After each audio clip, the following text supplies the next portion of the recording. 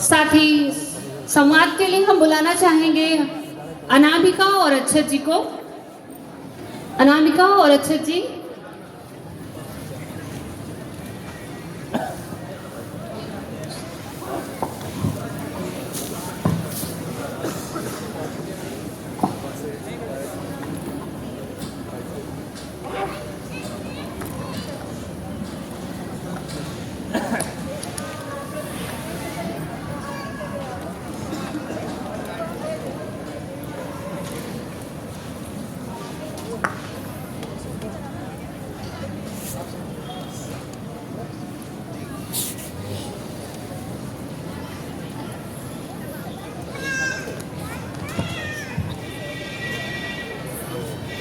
सबसे पहले सभी आदरणीय गणों को, सभी युवा साथियों को मेरा प्रणाम। और मैं विशेषकर बताना चाहता हूँ, मेरा नाम अक्षत श्रीवास्तव है, मेरे साथ मेरी बड़ी दीदी अनामिका दीदी हैं। और मैं उससे सबसे पहले चाहता हूँ कर्तन धरनी से आप लोग स्वागत करें हिमांशु त्रिवेदी जी का, जो कि हाँ कुछ मार्गदर्शन के माध्यम से, कुछ प्रश्नों के उत्तर के माध्यम से, कुछ युवाओं के प्रश्न आए हैं जिनके माध्यम से वो बताना चाहते हैं कि किस तरह आगे का युवा नई युवा पीढ़ी को गढ़ सके।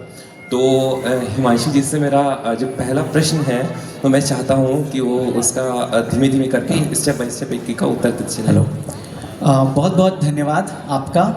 और मैं ये प्रश्नोत्तरी शुरू हो उससे पहले मैं कुछ डिस्क्लेमर देना चाहता हूँ। सबसे पहला तो ये कि बहुत सौभाग्य के पल है मेरे लिए कि परम पूज्य गुरुदेव पंडित श्रीराम शर्मा आचार्य जी और स्वामी विवेकानंद जी के विचारों पर आधारित इस दिया संगठन ने मुझे आज के दिन इस पूर्व संध्या पर, इस युवा दिवस की पूर्व संध्या पर यहाँ बुलाया है।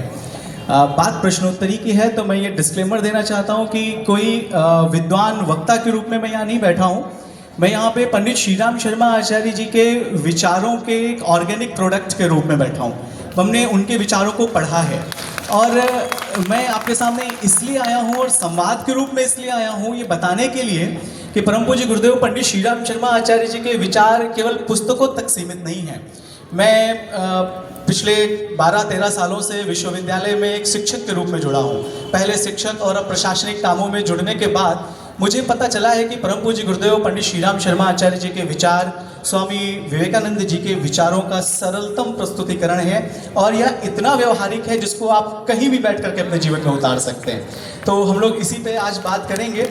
इन बच्चों ने, दिया की टीम ने बहुत अच्छी प्रश्नोत्तरी की होगी मुझे लगता है निश्चित रूप से।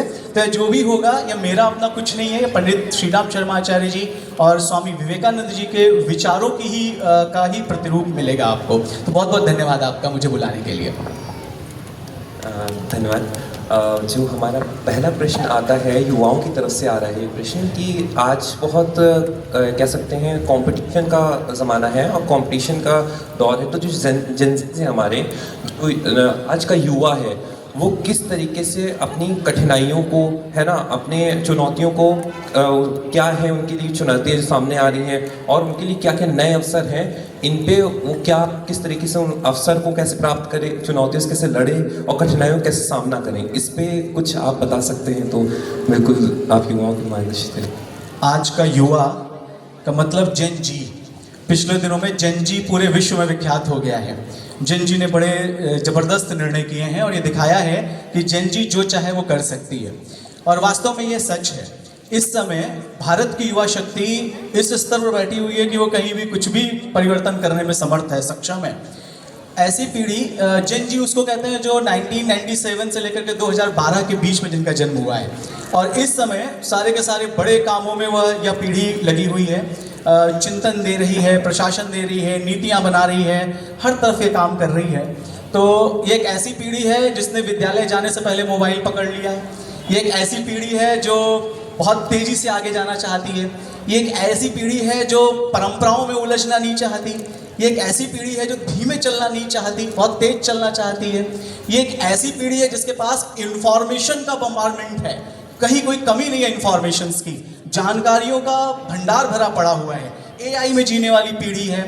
पर इसके साथ साथ में कुछ दिक्कतें भी आती चली जाती हैं। इंफॉर्मेशन है पर क्लैरिटी नहीं है, स्पष्टता नहीं है।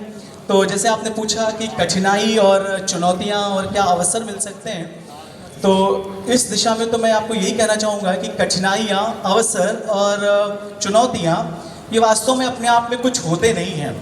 जैसे विवेकानंद जी ने कहा कि यह सब एक जैसी चीज़ें हैं, इनको देखने के लिए हमारा परसेप्शन महत्वपूर्ण है। कैसे? परिस्थितियाँ एक ही जैसी हैं। जो कमज़ोर मनोभूमि का व्यक्ति होता है, जो कमज़ोर आत्मबल का व्यक्ति होता है, उसको कठिनाई लगती है, समस्या दिखती है। सेम परिस्थिति, सेम सर्कमस्टेंसेस एक औसतन मनोवृत्ति के, औसतन आत्मबल के व्यक्ति के लिए चुनौती लगती है, और वही एक मजबूत मनोभूमि के व्यक्ति के लिए अवसर के रूप में लगता है। मैं उदाहरण बताऊं, सीमा पे कोई अस्थिरता आ जाए, सीमाएं अशांत हो जाए, युद्ध जैसा वातावरण बन जाए, तो साधारण व्यक्ति परेशान हो जाता है, पता नहीं क्या होगा। हम लोग घर की लाइट बंद कर लिए थे कि कहीं कोई जेट कोई ऊपर से हमें आइडेंटिफाई करके और कोई ऐसा न कर दे, तो ये हमारे लिए तो कठिनाई बन गई थी। लेकिन हमारे जो नीति निर्माता थे, जो यहाँ लोग बैठे हुए थे, उनके लिए चुनौती थी। ठीक है, चैलेंज है, पिछली बार ही बहुत झेला, एक बार और झेलते हैं। पर जो सैनिक वहाँ खड़ा हुआ था ना, उसके लिए ये अपॉर्चुनिटी थी। उसने कहा इसी के लिए तो हम ट्रेंड किए गए हैं, इसी के लिए तो हम इक्विप्ड किए गए हैं। आज वो टाइम आया है कि हम दिखाएंगे कि हम कैसे कर सकते हैं। कोरोना आया, आपने इसमें देखा, तो कोई भी परिस्थिति हो, कहीं भी कोई समस्याएं आती हैं, तो उनको आगे बढ़ करके आप लोग जो युवा संभालते हैं, तो उन युवा की मनोभूमि के ऊपर निर्भर करता है कि वह उसको चुनौती समझेगा, वह उसे कठिनाई समझेगा, अथवा वह उसको इससे बढ़ करके अवसर के रूप में बना करके अपने आप को सिद्ध कर लेगा। मैं आपको एक बात और बताना चाहता हूँ, ऐसा ही एक बार महाराज दशरथ ने भी किया था। जब उनके पास महर्षि विश्वामित्र पहुँचे थे और उन्होंने कहा कि अपने 2 लड़के हमको दे दो, इतनी चौथेपन में तो उनको बालक मिले थे, और उसको भी